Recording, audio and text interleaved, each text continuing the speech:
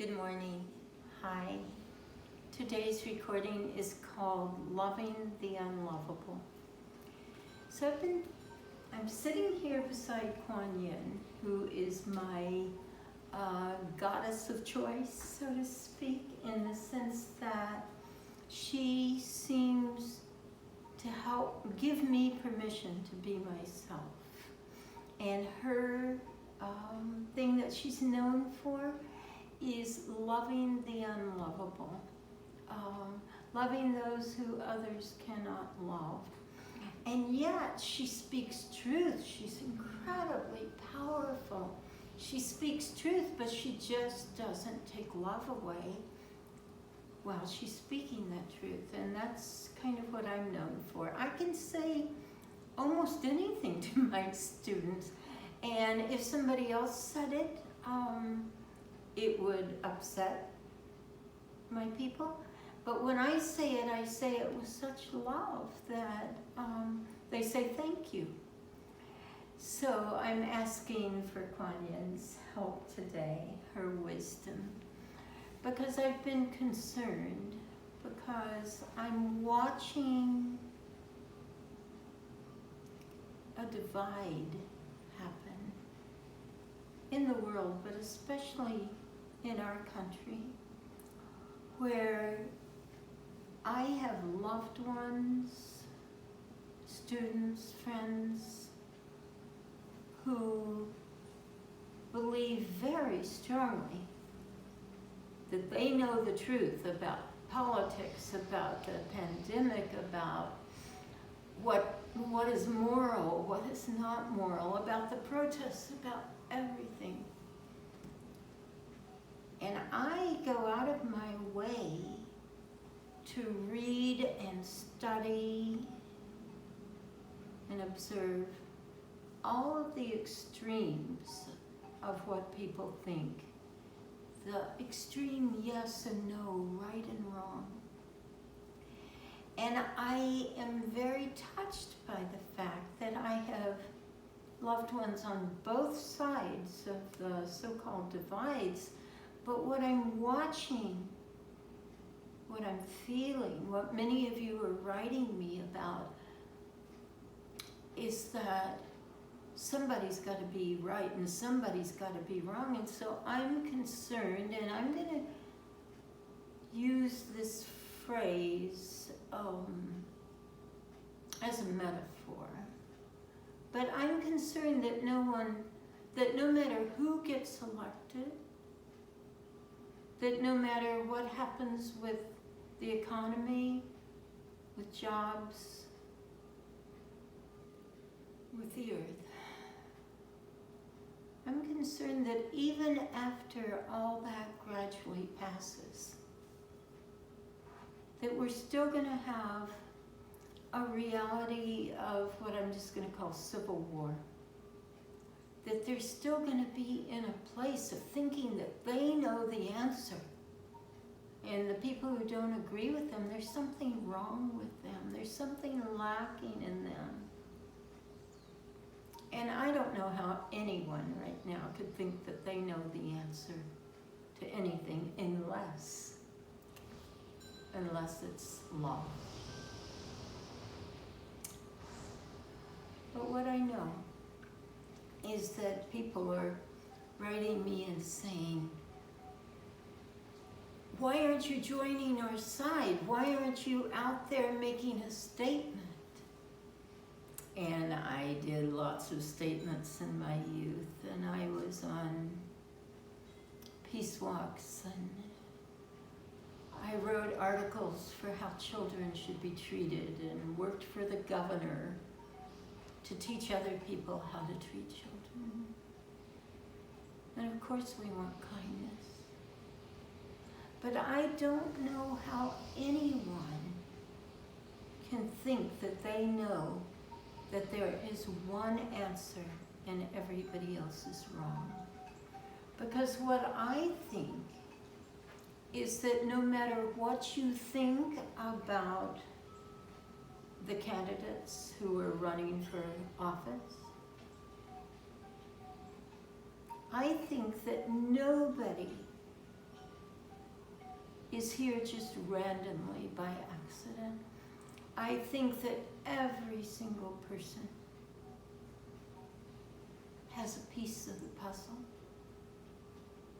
and that they believe that they're right, and that their piece of the puzzle is the only piece of the puzzle. But I can't go there. Because I have learned, maybe from adopting my children and loving their birth parents, who were sometimes so abusive, but I have learned that nothing happens by accident, that everything is a soul lesson. And I have learned never to choose sides. I may agree more with one side, but I can't. What I can't do is I can't take away the love. I have to love each person who is a piece of this puzzle. And so many of you are calling me and saying, Spirit, you need to speak out, you need to do this, you need to say that, you need to make a recording that will bring everybody back to balance. And maybe I wish, I don't know if I do, that there would be one right answer, and everybody would suddenly say, aha, oh, there it is. Now we can all love each other. But instead, what I believe at this time in history is that everything is falling apart, so we can't hold on to any particular answer, any particular safety solution. And that things are unraveling so strong and for so long that we have to let everything become new. Remember, I told you once that when I was so upset about the Gulf War, I went running into the apple orchard and I said, God, what can I do? And the voice came back and said, you can be living proof that there's a different way to live. And as far as I can tell, the different way to live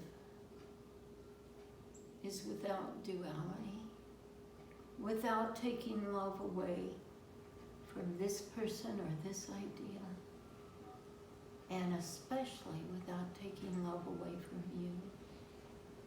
So I think I'm born to be here to help hold that oneness, that unconditional love. And I'm not saying you have to like what people are doing. You certainly don't. But they're not a mistake. And whatever is happening, because God doesn't waste time or motion. So whatever is happening to show us the different parts of ourselves. And so people come to my house, even during the quarantine, and we have what we call spirit conversations, or conversations with spirit. And we don't try to figure out what's true or right.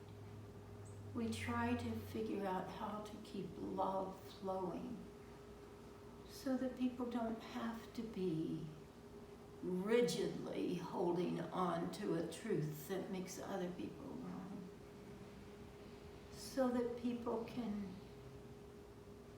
become tender,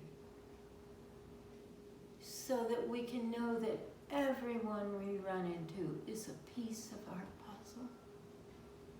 And so I'm not going to be joining any groups or be the spokesperson for any group that says, here's what you have to do to get it right. Instead, I'm just going to keep talking with people, loving people, helping them find their deepest truth, and helping them honor our deepest truth, So I encourage you. You know, if you've come here to fight the good fight, if that's the vibration you're at, do that. I give you my total support. But if you've come here to help change the world, then I ask you to look for the love in every single situation. And I ask you to find the love in you.